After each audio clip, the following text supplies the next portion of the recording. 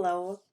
I completed my master's thesis on the effects of storytelling on language comprehension in my Spanish classroom. The purpose of this study was really related to the fact that English is considered a second language for 67.3 million United States citizens. And while those United States citizens don't live around where I teach, I think it's still important to recognize that they speak a second language at home. The political climate of 2020 has certainly created a national fear of diverse others. This has affected colleges and high schools by causing them to invest less and less in world language programs and teachers, according to the Wisconsin Budget Project. This goes against previous national trends. According to Latimer in 2017, studying a foreign language provides an opportunity for students to understand and communicate with another culture and can lead to a higher respect for other people. This fear of the unknown is spreading. This caused me to identify my main problem, which is that high school students are not retaining world language instruction and knowledge that they receive past the final exam. I created a quantitative study that measured the effects of a comprehensible input teaching method, and I used a method called TPRS with 9th through 12th grade students in a rural high school. This looks at giving students comprehensible input, which is language that is at a slightly higher level than that the student understands, while still being basically understandable to them.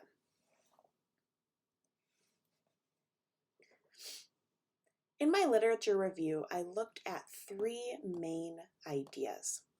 Comprehensible input allows students to use what's called the linguistic inferencing learning method. Words in the language they're learning, or the L2, are presented in context. These words are unknown to students, and they are placed next to or in the middle of words with English right in between them and around them.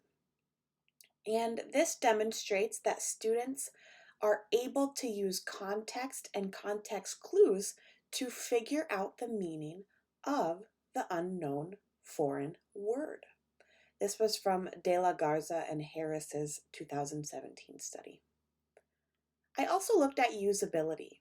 Hamilton did a fascinating study with Japanese toddlers and mothers where he gave them bilingual picture books. And he found that toddlers were able to acquire English almost as naturally as they were able to acquire Japanese. This provided a natural avenue for second language acquisition. Linares in 2019 also found that journaling in the target language along with English helps students acquire a second language at an accelerated rate. I also looked at qualified staff. With the background I presented in Chapter 1, there are not many teachers who are going into world language teaching. I looked at how it is necessary to train staff and train highly qualified staff in comprehensible input methods, as well as the effect that the EdTPA in world language specifically has on current and future world language teachers.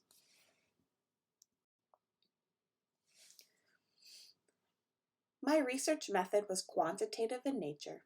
It was quantitative because it really highlighted the importance of cause and effect relationship through measurement and analyses of data. This was according to Yilmaz in 2013. I measured comprehension of vocabulary over the course of 4 weeks. And I did this through a pre and a post test and a bi-weekly test. This was done through a survey, and I attempted as well to collect retention data. My participants were collected through a convenient sampling of 12 9 through 12th grade students from 2 separate schools. One is the school I teach at, and one is a neighboring school that is connected through Google Meets through an ITV program. My independent variable was the specific comprehensible input method I was using, and my dependent variable was students' understanding of vocabulary words and grammar, as well as their retention over this period of time. Out of 17 potential students, 8 of them participated over the total course of the study, with an average being between 4 and 5 students participating each time. My data indicated that generally there was an increase of comprehension for vocabulary words that were isolated and vocabulary words that were in the context of sentences. Growth was calculated from participants' baseline results, or where they started out, as well as after 4 weeks of participation. I had 15 questions, and out of those 15, 12 of the questions demonstrated growth in comprehension. 3 of these questions demonstrated that there was neither an increase nor a decrease in comprehension. This suggests that there was previous student knowledge or previous student understanding of the material. I averaged the understanding by each week, and over the course of the 4-week unit, students' comprehension of Spanish increased by at most 22% and by at least 1% each week. But over the course of each week, it did in fact increase. Some discussion and implications is that growth may have been related to the repetition of vocabulary words that is hallmarked by the comprehensible input method and by the TPRS storytelling method. This implicates that students are using what De La Garza and Harris refer to as the linguistic context learning strategy. They're able to understand words through context. Growth may have also been related to students present in the teaching and learning opportunities. I did have some limitations. During the time that I was collecting data, my school was required to conduct learning virtually. So I was acquiring my results virtually.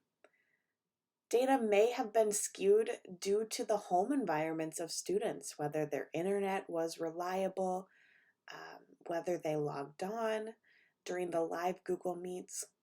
This goes into my second point that I had 2 separate schools I was working with, the school I work at and the school that was logging on through an ITV program. Both of these schools had different distance learning schedules, so the ITV program was not able to meet for the live Google class. Because of these different schedules and meeting times, not everyone was able to attend the live Google Meet and have the opportunity to ask me questions and interact, which is a key factor of the storytelling method. And, as I'm sure we've all experienced with distance learning, students either did not log in or they logged in after class. And even though I gave them class time, not everyone completed the research survey.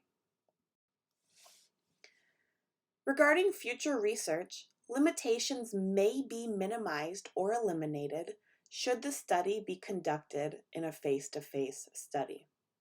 I'd also strongly suggest a different survey instrument.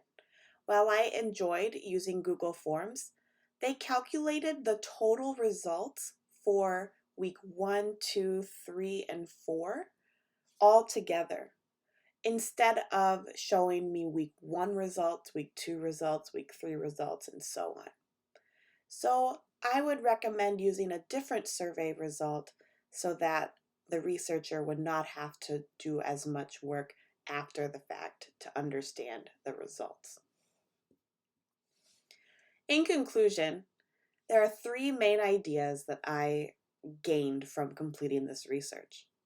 It is likely that students do not need to have a background with a particular world language in order to have success with it.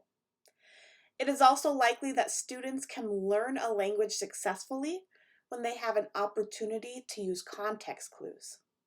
And finally, it is likely that they can learn a language when they have opportunities to create and interact with familiar and predictable story structures, according to Sheehy in 2018. Thank you very much.